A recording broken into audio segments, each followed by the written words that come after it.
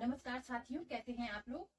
आज मैं आप लोगों के लिए एक बहुत ही खास विषय लेकर के आई हूँ, क्योंकि कई लोगों का ये मानना रहता है कि हम लोग जब परेशान होते हैं, हमारे साथ कोई अपराध कारित हो जाता है, तो थाने वालों के द्वारा जो है हमारी एफआईआर नहीं लिखी जाती है।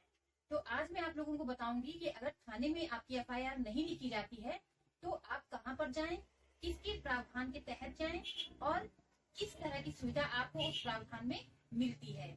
तो आइए शुरू करते हैं आज का ये वीडियो। साथियों, आज मैं बात करूंगी सीआरपीसी की धारा 156(3) के बारे में, लेकिन उससे पहले आपको ये जानना जरूरी होगा कि सीआरपीसी में ही जो है धारा 154(1) क्या कहती है। तो धारा 154(1) कहती है कि यदि कोई संज्ञेय अपराध कारित हुआ है और उसकी रिपोर्ट किसी व्यक्ति के द्वारा थाने में रिपोर्ट लिखाने की कोशिश उसकी की जाती है और थाने का जो भारसाधक अधिकारी है वह उस रिपोर्ट को लिखने से मना कर देता है, तो उसके बाद उस व्यक्ति को क्या करना चाहिए।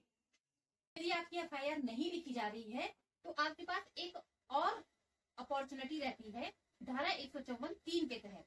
आप धारा 154(3) के तहत जो है उसी थाने के भारसाधक अधिकारी के उच्चाधिकारियों को जो है पत्र के माध्यम से भी जो है अपनी एफआईआर दर्ज करवा सकते हैं, परंतु यह ध्यान रहे कि वह जो पत्र आप लिख रहे हैं वह आप स्पीड पोस्ट के यानी कि रजिस्टर्ड डाक के द्वारा आपको भेजा जाना चाहिए। और अब बात करेंगे हम धारा 156(3) की। तो धारा 156(3) यहाँ पे आपके बहुत ही काम आती है, यानी कि आपके यहाँ कोई संज्ञेय अपराध कारित हुआ, आप उसकी रिपोर्ट लेकर के जो है थाने में गए, थाने में आपकी एफआईआर नहीं लिखी गई और अब आप सोच रहे हैं कि अब हम अपनी एफआईआर अपनी रिपोर्ट कहाँ दर्ज कराएं। तो इसके लिए कानून में एक बहुत ही अच्छा प्रावधान किया गया है जो कि सीआरपीसी की धारा 156(3) के तहत है। इसमें आप अपनी रिपोर्ट जो है कोर्ट के माध्यम से भी दर्ज करवा सकते हैं। धारा 156(3) कहती है कि मजिस्ट्रेट उपरोक्त लिखित विवेचना का आदेश कर सकता है, जैसा कि थाने का भारसाधक अधिकारी 156(1) के तहत जो है कार्यवाही करता, यानी कि जैसी कार्यवाही थाने का भारसाधक अधिकारी आपके द्वारा लिखी गई रिपोर्ट पे करता, वैसी ही कार्यवाही वह जो है 156(3) के तहत जो है कोर्ट के आदेश से करेगा। 156(3) आपको कैसे सुविधा प्रदान करती है इसके बारे में आपको मैं बताऊंगी।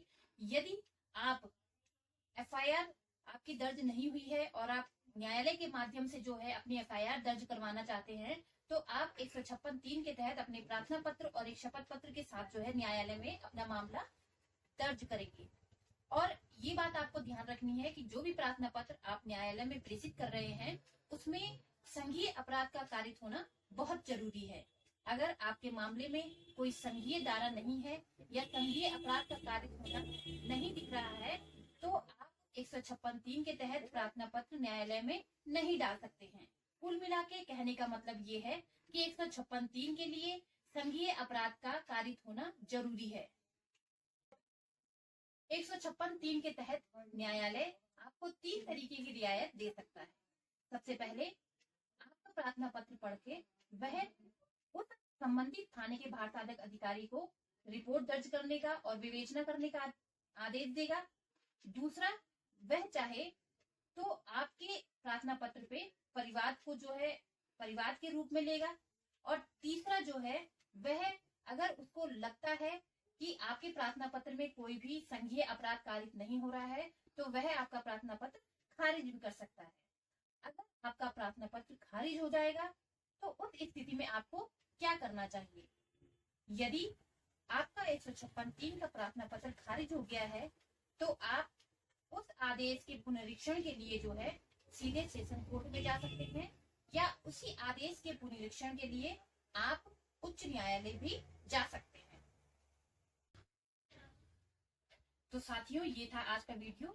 आपको मेरा आज का वीडियो ये कैसा लगा आप मुझे कमेंट के माध्यम से जरूर बताइएगा और ऐसी ही अन्य कानूनी जानकारी के साथ मैं दोबारा आपके सामने रूबरू होंगी।